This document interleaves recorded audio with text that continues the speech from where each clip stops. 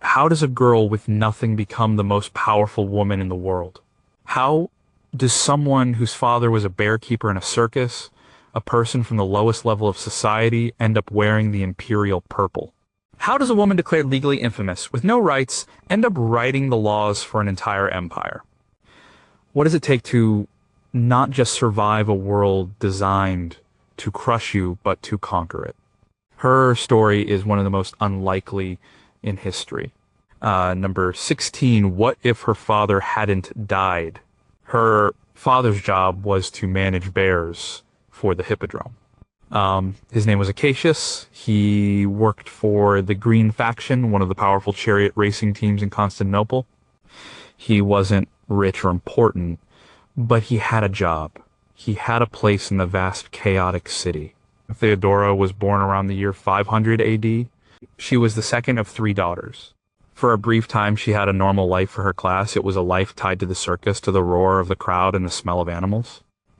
It was not a life of luxury, but it was stable. That stability ended when she was about 4 years old. Her father died suddenly. Her mother was left with three young daughters and no income. In that world, a woman's options were few. Her mother's only asset was her late husband's job. The position of bearkeeper was not glamorous, but it was a salary. She quickly remarried, hoping her new husband could simply take over the role. She went to the man in charge of the Greens, the faction Acacius had served. She brought her three little girls with her. Theodora and her sisters were dressed in garlands. They held out their hands and pleaded. It was a piece of theater, a desperate appeal for pity. The Green faction refused. They had already given the job to someone else. This one decision changed everything. It plunged Theodora's family into poverty. It was a rejection that set her on a completely different path. Her mother, with no other choice, went to the rival faction, the Blues. In a public spectacle, the Blues accepted the family. They gave her new husband a job. This act of charity from the Blues and the cold rejection from the Greens would stay with Theodora for the rest of her life. Her political allegiances, her sense of who was an enemy and who was a friend, started right here. She would forever favor the Blues. She would never forget the humiliation the Greens had caused her family. This childhood trauma was the first reason for her rise. It taught her a brutal lesson. The world is not fair. Power, even the petty power of a circus manager, can be used to destroy you for no reason at all. It taught her that you cannot rely on institutions or loyalty. You can only rely on yourself. She saw her mother's desperation. She felt the hunger and the fear. This experience forged a core of steel within her. She learned that survival meant being clever, being tough, and finding your own allies. The little girl who pleaded for a job for her stepfather learned that begging gets you nothing. Power is not given. It must be taken. If her father had lived, she might have married another circus worker. She might have lived and died in obscurity. His death and the cruelty that followed was the fire that started to shape her into the person she would become. It was the first step on a long, impossible road from the sawdust of the circus to the marble halls of the Great Palace. Number 15, was she just an entertainer? To survive, Theodora and her sisters went on the stage. Her older sister, Comito, became a successful actress. Theodora followed her, but actress in 6th century Constantinople did not mean what it means today. Actors and entertainers were considered infames. This was a legal term. It meant they were infamous without honor. They had almost no civil rights. They could not bring a lawsuit. They could not testify in a proper court. They could not marry someone from the senatorial class. They were seen as morally corrupt on the same level as criminals. Their profession was barely considered legal. The performances were not serious dramas. They were often mimes, comedies, and burlesque shows. The historian Procopius, who despised Theodora, wrote about her performances in lurid detail. He described her as having no shame, performing acts that shocked even the hardened audiences of Constantinople. While his account is certainly biased and exaggerated, it points to the nature of her work. It was a world of public spectacle designed to grab the attention of a rowdy crowd. But to dismiss her as just an entertainer is to miss the point. The stage was her school. It was where she learned her most valuable skills. She learned how to read a room. She stood in front of thousands of people and learned how to hold their attention. She understood what they wanted, what made them laugh, what shocked them. This was invaluable training in public psychology. She learned how to control her own image, to project a certain persona. An actress is always playing a role. Theodora learned to be whoever she needed to be to get what she wanted. She also learned about the men who held power. The theaters were frequented by wealthy patrons, politicians, and officials. She would have observed them up close.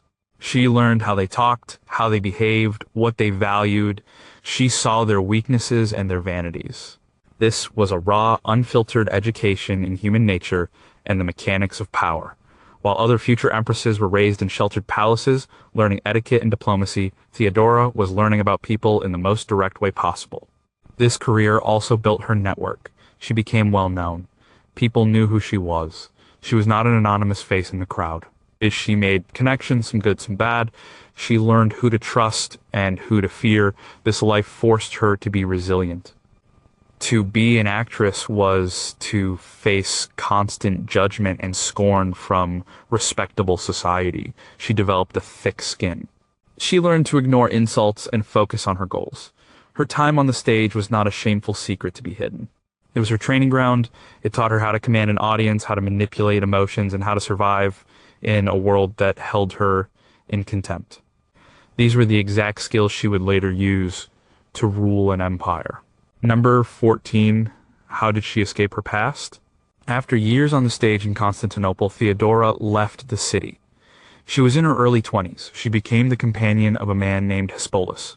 He was a new governor appointed to a province in North Africa. For Theodora, this was a way out. It was a chance to leave the stage and the stigma behind. But the relationship did not last. Hespolius and Theodora had a terrible falling out. He abandoned her in Alexandria, Egypt, with little money and no way to get home. This could have been the end of her story, stranded and alone in a foreign city. But Alexandria was not just any city. It was a major center of religious thought, and it was a stronghold of a particular Christian belief called Monophysitism.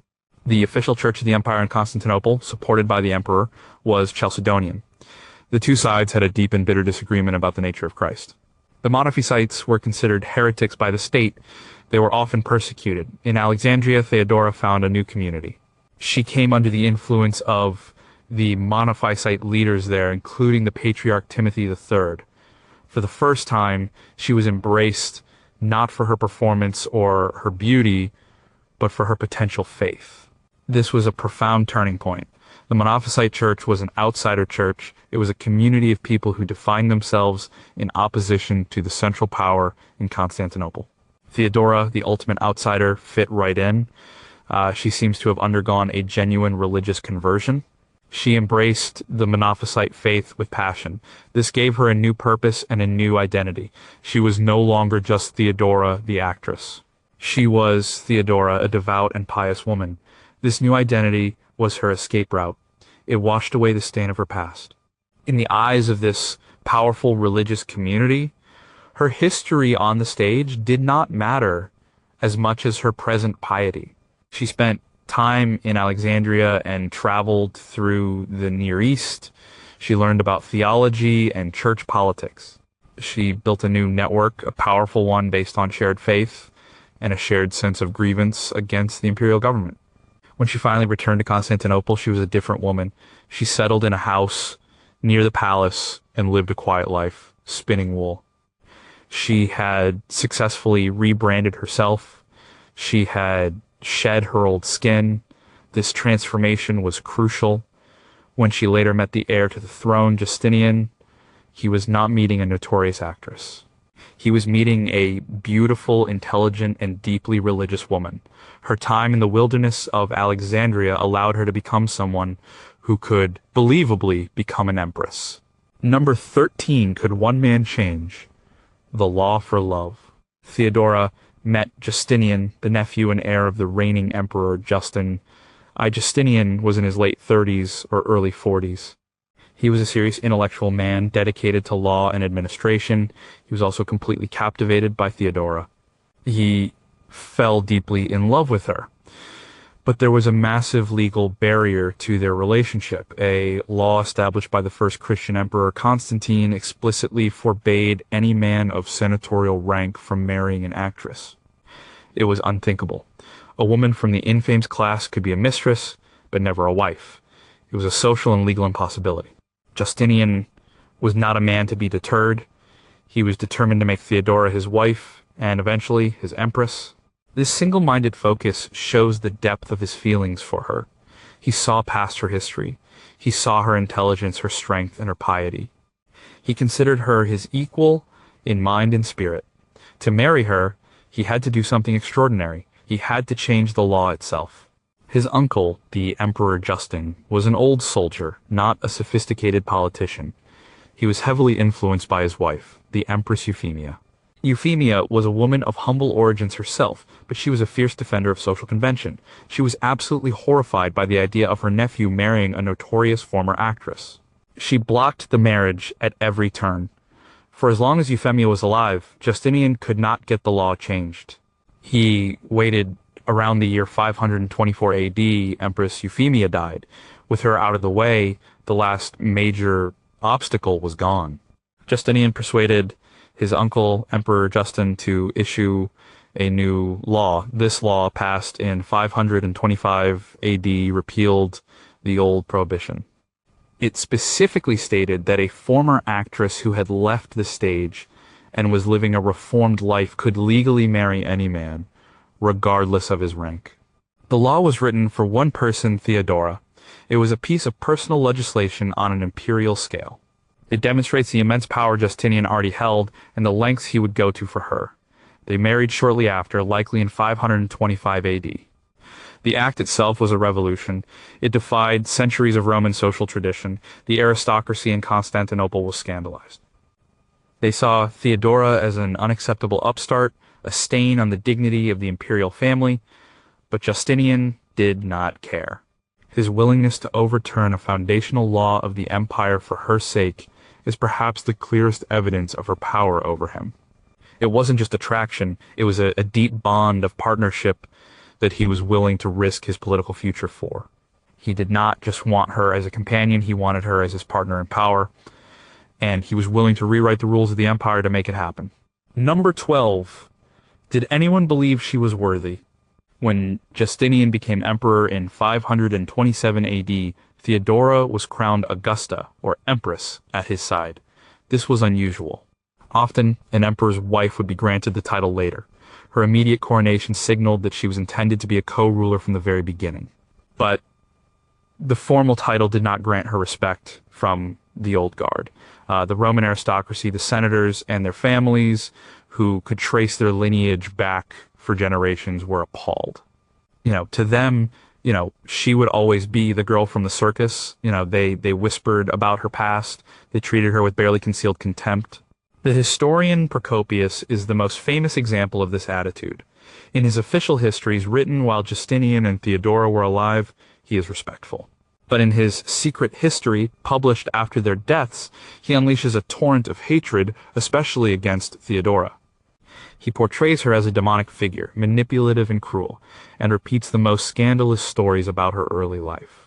While Procopius clearly had a personal vendetta, his views likely reflected those of many in the upper classes. They saw her as an illegitimate empress, unworthy of her position. Theodora knew she could not win them over with charm.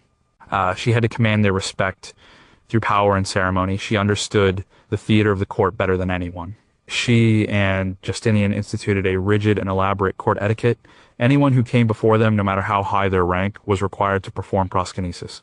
This meant they had to prostrate themselves fully on the ground, lying flat on their faces, before the imperial couple. This was a practice borrowed from the Persian courts, and it was deeply offensive to the old Roman sensibilities of being a citizen, not a subject. But it served its purpose. It created a vast, unbridgeable gulf between the rulers and the ruled. It forced every senator and general to physically acknowledge her supreme authority. You could not look down on a woman while you were kissing the floor at her feet. She also used the trappings of power to build her image. She was rarely seen in public without her full imperial regalia. She wore robes of Tyrian purple, a color so expensive and rare that it was reserved for the emperor alone. By wearing it, she was making a constant silent statement, "I am your ruler." She surrounded herself with an army of attendants. She built magnificent palaces and churches. This was all part of crafting a new persona. She could not erase her past, so she decided to overwhelm it. She built an image of such awesome, remote, and sacred power that her origins as a bearkeeper's daughter became irrelevant. She forced the world to see her, not as she was, but as she had made herself Theodora, the Holy Empress. For number 11, was she smarter than the emperor? Justinian was one of the most intelligent and hardworking emperors in Roman history. He was known as the emperor who never sleeps. He had a passion for law, theology, and architecture. He could spend all night debating complex legal theories or the finer points of Christian doctrine.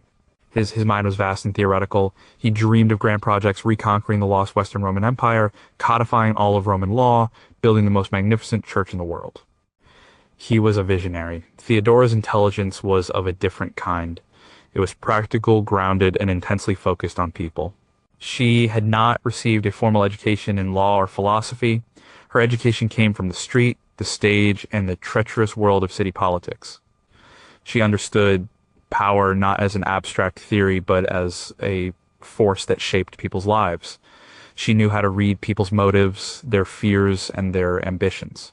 Justinian might understand the law, but Theodora understood the person who was trying to use the law for their own ends. In their partnership, she was often the pragmatist. When Justinian got lost in his grand visions, she was the one who saw the immediate political consequences. She had an instinct for danger that he sometimes lacked. A perfect example is their differing approaches to religion. Justinian was a devout Chalcedonian, and as emperor, he felt it was his duty to enforce religious uniformity. He was often inclined to persecute the Monophysites, the faith Theodora followed. Theodora understood that this was a political disaster in the making. The eastern provinces of Egypt and Syria were overwhelmingly Monophysite. Persecuting them would alienate a huge and vital part of the empire. She constantly worked to moderate Justinian's policies, to protect Monophysite leaders, and to seek compromise. She understood that religious unity enforced by the sword would only lead to rebellion. Her intelligence was in seeing the human reality behind the theological debate. She was also a shrewder judge of character. Justinian sometimes placed his trust in unworthy or corrupt officials. Theodora often saw the threat these men posed long before he did. Her opposition to the powerful minister John the Cappadocian, a man known for his corruption, is a case in point. She worked to bring about his downfall, recognizing that his greed was damaging the state. So was she smarter? It's the wrong question. They had different kinds of intelligence that complemented each other perfectly. He was the architect of the grand imperial vision. She was the master engineer who made sure the foundations were solid. He saw the empire as a map. She saw it as a collection of people. Without his vision, her pragmatism would have had no direction. But without her street-smart, intuitive understanding of people and power, his grand vision might have shattered on the rocks of political reality. She was his indispensable advisor, his reality check, and on the most important day of their reign, his courage. Number 10, how can one speech save an empire? In January of 532 AD, the city of Constantinople erupted in flames. The chaos began, as it often did, in the Hippodrome. A dispute between the blue and green chariot racing factions exploded into a full-scale riot against the government. The two factions, normally bitter rivals, united under a single chant Nika. It meant conquer or win. The Nika riots were the most violent in the city's history. For 5 days, the mob ran wild. They burned down large parts of the city, including the original Hagia Sophia Church and the Senate House. They attacked the Great Palace itself. The rioters even crowned a new emperor, a nephew of a former ruler. Justinian's government completely lost control. His best generals, Belisarius and Mundus, were trapped in the palace with only a few loyal troops. The army was outnumbered by the tens of thousands of rioters. Justinian fell into despair. His advisors told him the situation was hopeless. They urged him to flee.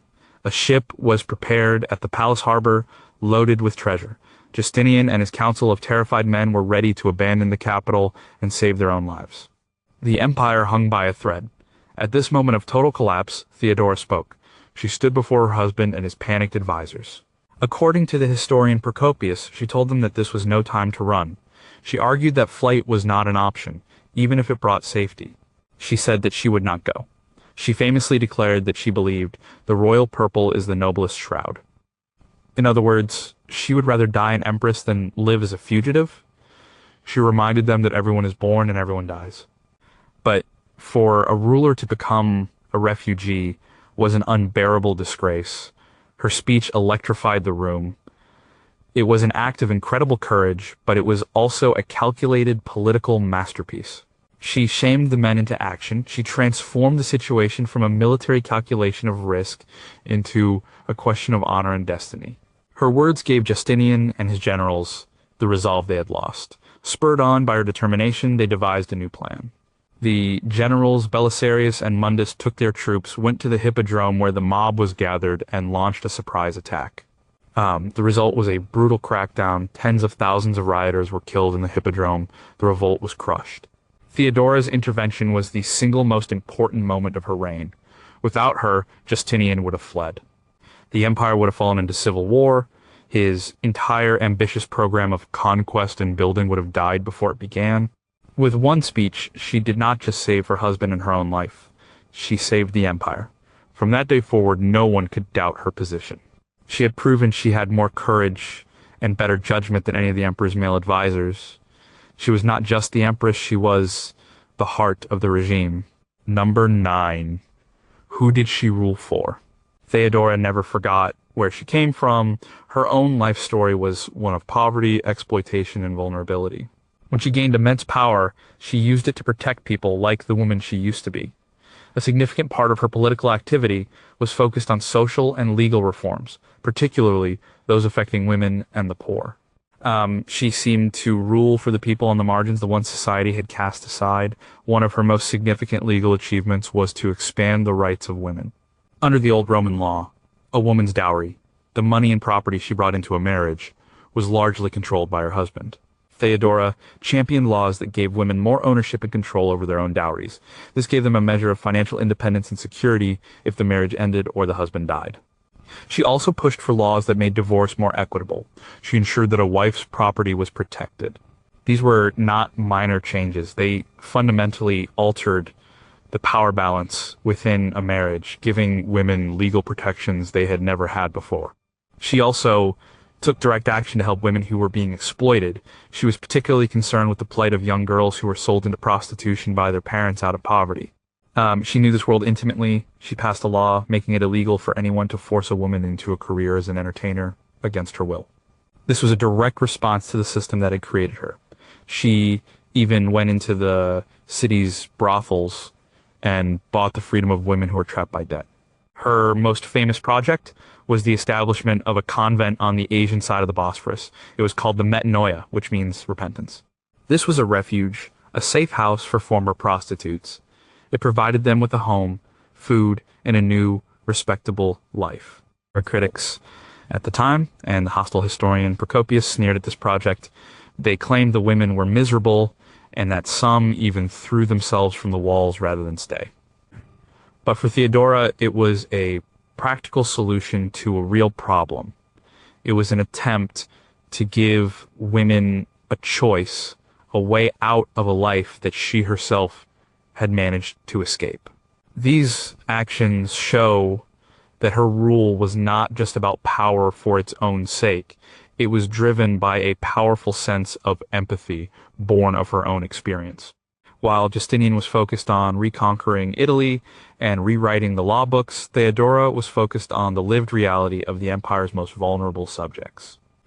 She ruled for the girls sold into brothels, the wives with no control over their money, the actresses with no legal rights. She was their champion in the highest corridors of power. Number 8 was faith, her weapon.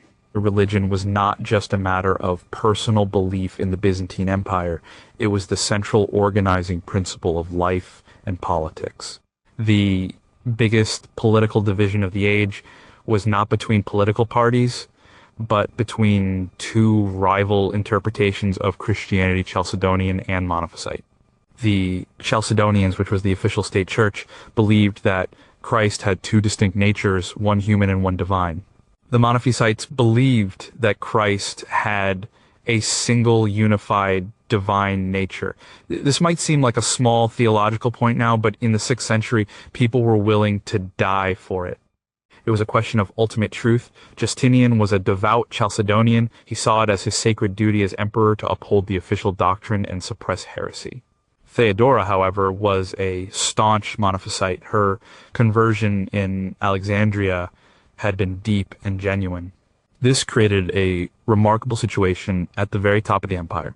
The emperor and empress belonged to opposing and often violently hostile religious factions. Theodora used her position as empress to turn her faith into a powerful political weapon. While Justinian's government was officially persecuting Monophysite leaders, Theodora was secretly protecting them. She turned a section of the Great Palace into a safe haven. For years, she sheltered Monophysite bishops and monks who were on the run from her own husband's police. She provided them with food, money, and a base from which they could organize their church. It was an incredible act of political defiance. She was running a shadow government and a counter-church right under the emperor's nose. This was not just about piety. It was a brilliant political strategy. The Monophysite faith was dominant in the empire's wealthiest and most strategic eastern provinces, particularly Egypt and Syria. These regions were the breadbasket of the empire and the front line against Persia. By protecting their religious leaders, Theodora became the patron and hero of these powerful provinces. They looked to her, not the emperor, as their defender. This gave her an independent power base, a vast network of loyal subjects who were devoted to her personally. It also acted as a crucial safety valve for the empire. Her patronage of the Monophysites prevented them from breaking away entirely. She kept them within the imperial system even as they defied its official religion. Her faith gave her a constituency that Justinian could not reach. It allowed her to conduct her own diplomacy, to appoint her own allies to key church positions, and to influence imperial policy from a different angle. She understood that religious persecution was politically stupid. Her protection of the Monophysites was both an act of genuine faith and a masterclass in political maneuvering. She used her heresy as a tool to balance her husband's orthodoxy, and in doing so, she helped hold a fractured empire together. Number 7, was she a co-emperor in all but name? Theodora was not a typical empress consort. She was not a passive figure who simply stood by her husband's side on ceremonial occasions. From the very beginning of their reign, she was established as a ruler in her own right. Her position was far more powerful and constitutionally significant than that of any empress before her. She was, for all intents and purposes, a co-emperor. The clearest sign of this was her coronation. On April 1st, 527 AD, Justinian was crowned Augustus, and on the same day, Theodora was crowned Augusta. They received their power together. This was a deliberate statement. It signaled a joint reign. This partnership was reflected in the official protocols of the empire. And oaths of allegiance from senators, soldiers, and officials were sworn not just to Justinian, but to both Justinian and Theodora. Their names appeared together on legislation. Inscriptions on new buildings and public works frequently honored both of them as the patrons. Her influence was not just symbolic. She took an active role in governing. She had her own court, her own staff, and her own budget. She met with foreign ambassadors and dignitaries. There are accounts of envoys from Persia and other kingdoms having to make their case to her as well as to Justinian.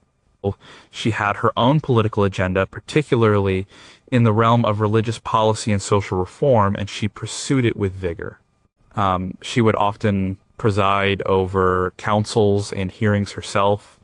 She was not just advising Justinian from behind the scenes, she was exercising direct power. The mosaics in the Basilica of San Vitale in Ravenna, Italy, provide a stunning visual representation of this partnership. The church was completed in 547 AD, while both were still alive. On opposite walls of the apse are two great panels. One shows Justinian and his retinue of officials and soldiers. The other shows Theodora and her court of ladies in waiting. They are depicted as equals, each at the head of their own procession, each bringing offerings to the church. Justinian is on the right-hand side, but Theodora is on the more prominent left-hand side, closer to the image of Christ. Symbolically, they are portrayed as a ruling pair, two pillars supporting the state. This concept of a ruling partnership was her and Justinian's great innovation. Justinian clearly saw her as his intellectual and political equal. He trusted her judgment, relied on her counsel, and gave her the formal authority to act. In a world where women, even high-born women, were expected to be silent and subordinate, Theodora shattered every convention. She was not the power behind the throne. She was on the throne, sitting right next to him. Number 6, could she destroy a man's career from the shadows? Theodora was a protector of the vulnerable, but she was also a ruthless political operator. She understood that to hold on to power, especially when you came from nothing, you had to be willing to eliminate your enemies. She was not afraid to be brutal. Her political rivalries were legendary, and she often used cunning and indirect methods to bring down those who threatened her, or the stability of the throne. Her most famous target was John the Cappadocian. He was Justinian's Praetorian prefect, a position that made him the head of the empire's administration and tax collection. He was brilliant and efficient, but also fantastically corrupt and widely hated for his high taxes. John was perhaps the most powerful man in the empire after Justinian. He also made the mistake of seeing Theodora as his rival. He was part of the old guard who resented her influence over the emperor. He tried to turn Justinian against her. This was a fatal miscalculation. Theodora decided he had to go. She couldn't attack him directly, as he had the emperor's full confidence. So she devised a trap. She worked through Antonina, the wife of the general Belisarius, and a close confidante of Theodora's. Antonina arranged a secret meeting with John's daughter, pretending she wanted to be part of a plot to overthrow Justinian. The daughter told her father. John, blinded by ambition, saw this as his chance to seize the throne. He agreed to a secret nighttime meeting with Antonina in a house near the city. Theodora had arranged for witnesses to be hidden in the house. When John arrived and began to speak of treason, the witnesses emerged. John escaped, but his treachery was exposed. Justinian was forced to dismiss him from office. He was stripped of his wealth and exiled. Theodora had surgically removed her greatest rival from power. She also had a complex and often hostile relationship with the great general Belisarius. While Belisarius was loyal to Justinian, Theodora seems to have been suspicious of his immense popularity and military power. A successful general was always a potential threat. Through her close relationship with Belisarius' wife, Antonina, Theodora was able to keep a close watch on him. On at least one occasion, when Belisarius was suspected of disloyalty after a military campaign, Theodora was instrumental in having him recalled to Constantinople and temporarily disgraced. These episodes show the other side of her character. She was not just a pious reformer, she was a survivor who had learned in a harsh world that you had to be willing to fight dirty. She built her own intelligence network, used spies and informants, and masterfully manipulated the vanities and ambitions of the people around her. Her enemies feared her, not just because of her influence on the emperor, but because she was a brilliant and unpredictable political strategist in her own right. They never knew where the attack would come from, only that if they crossed her, it would come eventually. Number 5, how do you control information in an empire? Information is the currency of power. Knowing what your rivals are planning, what the people are saying, and where the threats are coming from is essential for survival. Theodora understood this better than anyone. She did not rely on the official state security apparatus. She built her own private intelligence network. It was her personal tool for gathering information and enforcing her will. Her network operated in parallel to the emperor's. It was made up of a web of spies, informants, and loyal agents who answered only to her. Her sources were everywhere. They were in the homes of senators, listening to the whispers of the aristocracy. They were among the merchants in the marketplaces, gauging the mood of the city.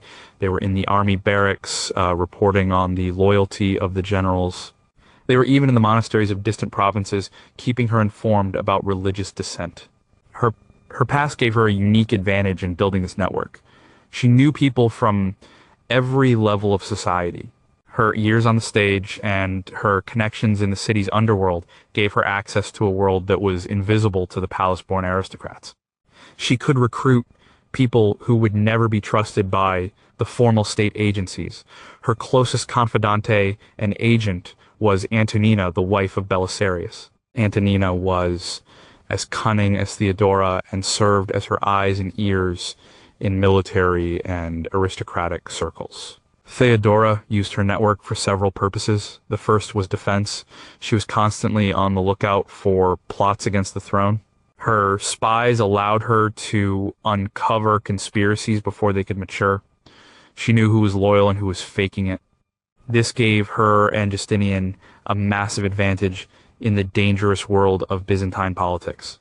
The second purpose was to project her own power. She used her agents to carry messages, to influence appointments, and to intimidate her rivals.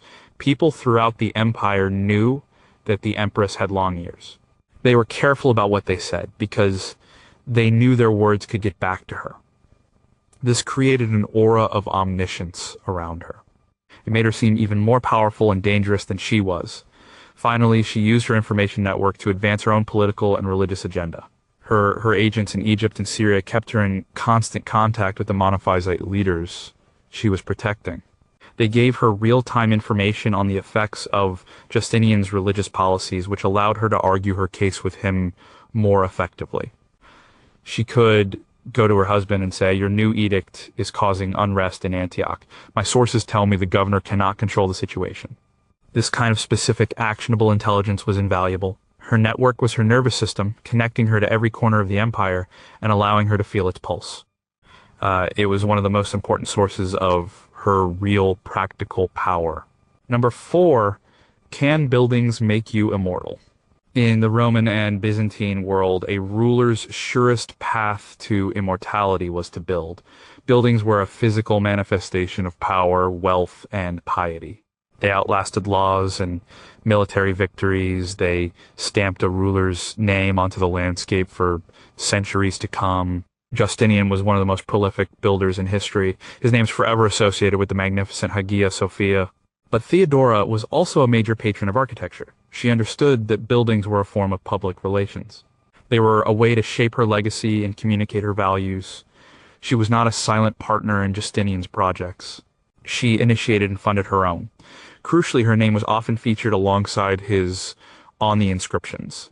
This was a public declaration of their partnership. One of her most important projects was the Church of Saints Sergius and Bacchus in Constantinople. It was built just before the Hagia Sophia. In its design, with its central dome, it is considered a prototype or a test run for the architectural ideas that would make Hagia Sophia so revolutionary. The inscription inside the church honors both Justinian and our God-crowned Theodora. It was her project as much as his, or her building program often reflected her personal history and priorities. She sponsored the construction of bridges and aqueducts, practical projects that improved the lives of ordinary people. After a massive earthquake devastated the city of Antioch in 526 AD, she and Justinian poured huge sums of money into rebuilding it, renaming it Theopolis, or City of God. She funded hospitals and orphanages. These projects reinforced her image as a pious and charitable ruler, one who cared for the welfare of her subjects. Her patronage also served her political and religious goals. She lavished money on churches and monasteries that were sympathetic to her Monophysite faith, particularly in the eastern provinces. This strengthened her connections to her religious allies and created a visible network of support for her cause.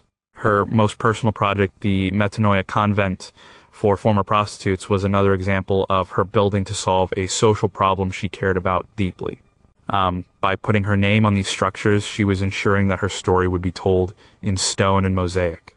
A building is a fact. It cannot be easily erased by a hostile historian. While Procopius was writing his secret history, trying to destroy her reputation with words, Theodora was building a legacy that would physically endure. Centuries after she was gone, people would walk into a church or cross a bridge that she had built. Her buildings were a constant reminder of her power, her piety, and her presence. They were her way of making sure she would never be forgotten. Number 3, did her past make her a better ruler? Most emperors and empresses came from a tiny, privileged sliver of society. They were born into the aristocracy or the military elite. They lived their lives in palaces and country estates, surrounded by servants and advisors. They had no real concept of how the vast majority of their subjects lived. Their understanding of poverty, hunger, and injustice was purely theoretical. Theodora's background was the complete opposite. She had not just seen poverty, she had lived it. She knew what it was like to be hungry. She knew what it was like to be powerless. She had experienced the sharp end of the law, not the privileged end. She understood the desperation that could lead a father to sell his daughter, or a woman to sell herself. This first-hand experience of suffering gave her a quality that almost no other ruler possessed: empathy. This empathy was not just a feeling, it was a guide for policy. When she championed laws to protect women's property rights, it was because she knew the terror of being a woman with no financial security. When she made it illegal to force girls into the theater, it was because she knew the reality of that exploitation. When she established the Metanoia convent, it was a practical response to a problem she understood in her bones. Her past gave her a unique lens through which to view the empire. She saw the people that other rulers ignored. Her background also made her a much better politician in the chaotic environment of Constantinople. She understood the city's factions and moods because she had been part of them. She knew how the common people thought because she had been one of them. During the Nika riots, while Justinian and his aristocratic advisors were panicking, she remained calm.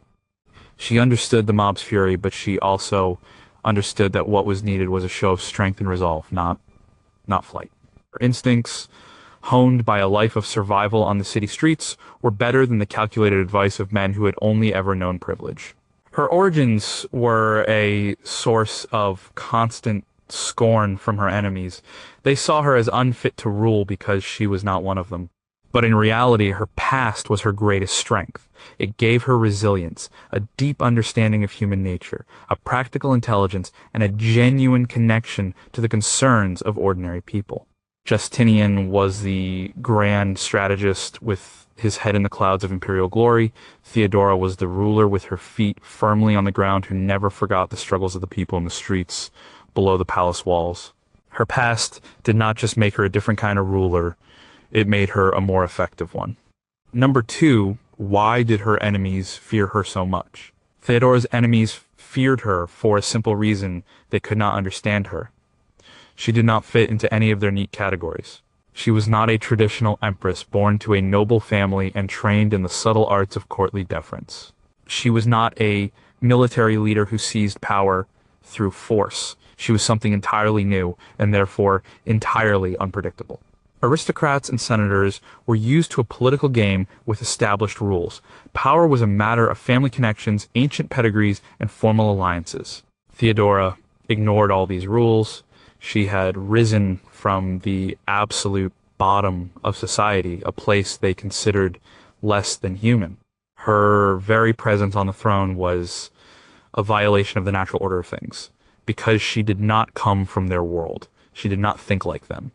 They could not anticipate her moves because her logic was not their logic. She possessed a unique and terrifying combination of traits. On one hand, she could be incredibly charming and persuasive. She was a master of performance, able to win people over with her intelligence and grace. On the other hand, she could be utterly ruthless. She would not hesitate to destroy anyone she perceived as a threat. One day she might be passionately defending a group of heretical monks, an act of great piety. The next she could be devising a cold, calculated plot to ruin a powerful minister. This combination of piety and ruthlessness was deeply unsettling to her opponents. They never knew which Theodora they were dealing with. Her independent power base also made her fearsome. She was not merely a reflection of her husband's power. She had her own network of spies, her own political allies, and her own constituency in the eastern provinces. She could act independently of the emperor. An official who crossed her could not be certain that Justinian could or would protect him. She had the means to enforce her will. The historian Procopius, her greatest enemy, captures this fear perfectly. In his secret history, he portrays her not as a human being, but as a demon in female form. He claims she could change her face, that she never slept, that she was a supernatural force of evil. This is not just slander, it is a testament to the sheer terror she inspired. When your enemy seems to possess an almost magical ability to know your secrets and thwart your plans, it is easier to believe they are not human. Her enemies feared her because she was smarter, tougher, and more unpredictable than they were. She had survived a world that should have destroyed her, and she had never forgotten the lessons it taught her. They were playing a game of chess while she was playing a game of survival, and she was much, much better at it. Number 1. What was her true legacy? Theodora died in 548 AD, likely from cancer. She was not yet 50 years old. Justinian was devastated. He had lost not just his wife, but his closest advisor and his political partner. He would rule for another 17 years, but the second part of his reign is generally seen as less successful and dynamic than the first. He never remarried. Her absence left a void that could not be filled. Her legacy is complex and powerful. On the most basic level, she completely redefined the role of Empress. Before her, Empresses were often important, but usually secondary figures. Theodora established a new model, the Empress as co-ruler, a full partner in power. Her example would influence the position of Empresses in the Byzantine Empire for centuries to come. She proved that a woman could govern with as much skill, courage, and ruthlessness as any man. She also left a concrete legacy in the laws of the empire. Her reforms on behalf of women were revolutionary for their time. They provided legal and financial protections that were unheard of. She used her power to give a voice to the voiceless and to protect the vulnerable. This part of her legacy is a direct result of her own life experience. She ensured that the legal code of the world's most powerful empire reflected a concern for the people she had once been among. Her impact on religion was equally profound. Her steadfast protection of the Monophysites had long-lasting consequences. While it may have prevented a full-blown civil war during her lifetime, the deep division in the church was never healed. The religious fractures she helped manage would eventually contribute to the eastern provinces being lost to the empire in the following century. But she also created a model of a ruler who could command the loyalty of a religious group even while being in opposition to the state's official policy. Perhaps her greatest legacy is her own story. The tale of the bear-keeper's daughter who became an empress is one of the most extraordinary in all of history. It challenges all our assumptions about power, class, and destiny. She showed that a person's worth is not determined by their birth. She proved that the skills learned in the harshest of environments can be the very skills needed to rule. Justinian continued to honor her long after her death. In laws he passed years later, he would still refer to her, writing that he had made a decision after consultation with our most pious consort, who was already gone. It was his final tribute to the woman who had saved his empire, shaped his reign, and rose from the lowest depths to become, against all odds, the most powerful woman in the world.